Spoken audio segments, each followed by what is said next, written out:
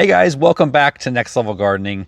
I have never done a what to plant in November video. Usually they go through October and then I kind of stop for that until it's like February.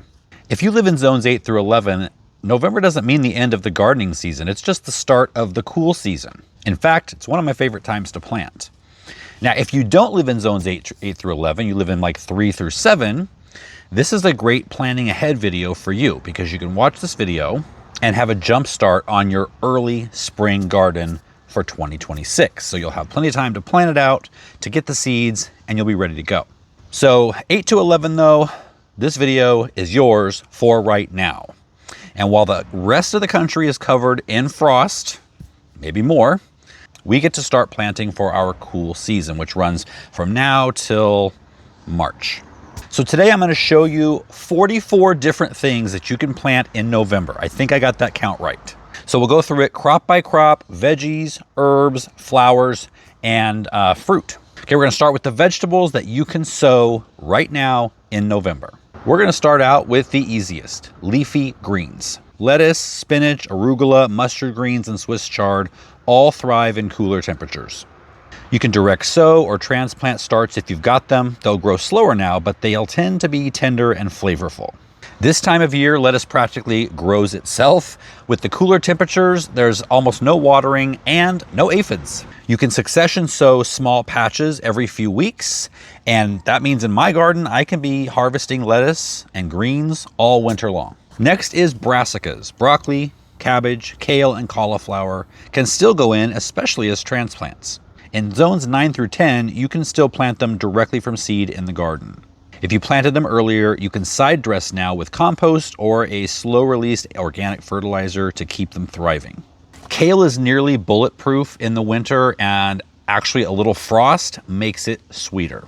Next is root vegetables. Carrots, beets, turnips, and radishes all love the cool weather. You'll want to direct sow these as they don't transplant well. One tip, especially for the carrots, is don't use manure or a high nitrogen fertilizer. That will actually make your carrots fork and turn into all kinds of funny shapes that don't even look like carrots.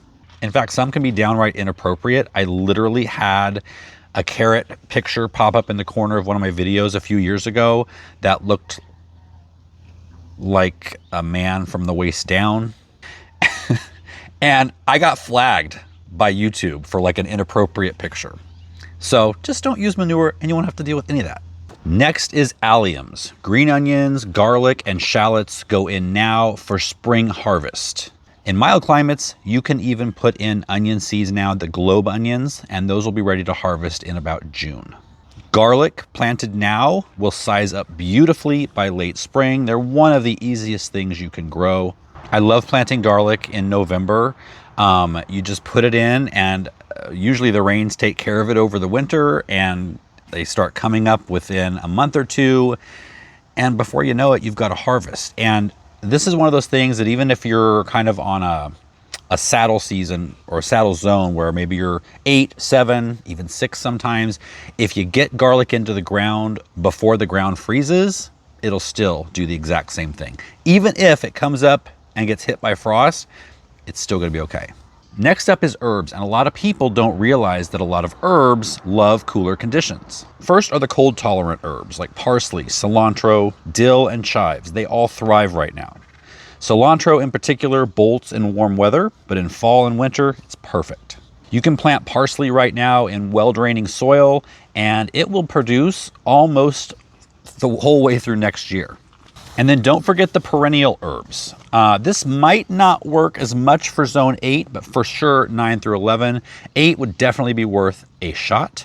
Things like thyme, oregano, sage, and rosemary, they can all be planted right now from transplants. They'll root in over the winter and then they will explode with growth once spring hits. And planting these perennial herbs right now gives you a harvest for years to come. Think of it as investing in your future cooking. And don't forget your flowers. Flowers are very important in a garden, if not just for beauty, then to attract pollinators and beneficial insects.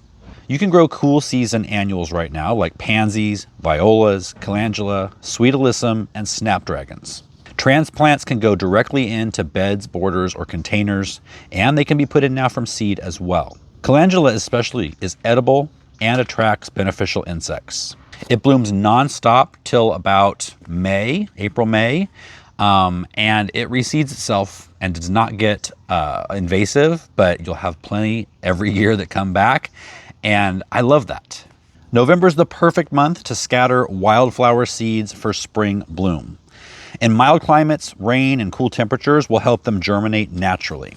And if you grow native wildflowers, that'll actually help the bee population in your area get through the winter. All right, let's talk fruit and perennials. The bare root season, depending on which zone you're in, 8 through 11, if not in November, it will be within the next 3 months or so. Ours here in zone 10 is in January, but if yours comes earlier, you're ready for it. And if it's in January, you can plan ahead. In terms of perennials, bare root strawberries are great to put in during the winter for a strong spring harvest. And in zones 9 to 10, ever-bearing types can even fruit lightly through the winter. If you get them in early, you'll be amazed how quickly they fill out by March. Next is citrus. November is a great month for planting citrus in mild zones as long as frost isn't an issue. Choose a protected spot, maybe near a wall or in a large container you can move in maybe zone 8. Citrus roots like warm soil, so if yours are cold, wait for a sunny stretch before planting, but the roots will develop over the winter, and in the spring, they'll really start to put out new growth. Our typical bare root fruit trees, like I said, they can be started to put in now if you can find them, or plan ahead. January is a great month to do that. It all depends on the varieties available in your area. But we're talking apples, peaches, plums, figs, and pomegranates. They can all be planted bare root this month through January. And if you have a reputable nursery near you, they're going to put those bare root fruit trees out at the exact moment that you should be planting them. So watch for that to happen. If they're not there yet, then it's not time just for your particular zone. The thing is that cooler soils allow the roots to kind of start growing without stress of needing to produce leaves. And they can do that all the way through the winter. And then in spring, when it's the natural time for them to come out of dormancy, they'll do that. I love planting fruit trees because you know that you're planting something that it may not produce the first year, but the second year you're going to start getting a harvest. And within the third and fourth year, you're going to be at huge production on these. And it's something you're planting now that's going to feed you for decades. Even if you're not planting edible vegetables or fruits right now, November is still a really important month for your garden. You can use it to build the soil for spring planting. Using cover crops like fava beans, clover, or winter rye are perfect for mild climates. They protect the soil from erosion, add organic matter, and fix nitrogen. If you've never tried cover crops before, fava beans are a great gateway. You get edible beans and soil nitrogen. And they're easy. You don't have to worry about them taking over everything. Things like winter rye or any of the ryes, any of the clovers, you want to make sure you let them grow up until you see flower buds and then mow them down. Once you do that, it signals the plant to release its nutrients into the soil, and you're not letting it bloom and go to seed, which will haunt you for years to come. Another thing you can do right now is mulch your empty beds with compost, shredded leaves, or straw. Or you can just put plywood over the whole thing to protect it from erosion during the winter. If you use the organic matter, it prevents weeds, it keeps soil life active, and it adds organic matter as it breaks down through the winter. It might not be the most exciting thing to do, but it does help enrich your garden season after season. Another thing you could do that isn't really like planting vegetables, but it's a great time right now through the end of the year, is to plan ahead, especially when ordering seeds. Good varieties sell out early.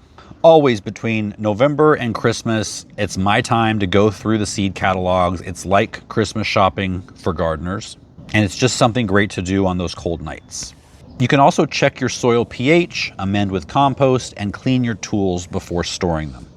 And finally, an experimentation crop if you've never done it before, and that is the lazy way of planting potatoes. All you have to do is throw some out on an empty garden bed, cover it with straw, good thick layer, And in the spring, you're gonna have potato plants coming up, maybe even before spring, late winter. But by March, you're gonna be harvesting potatoes from something that took you maybe 10 minutes to do. If you want a full video on how to do that, I've got that right here. You can go ahead and click on it. Otherwise, I'll see you guys next time.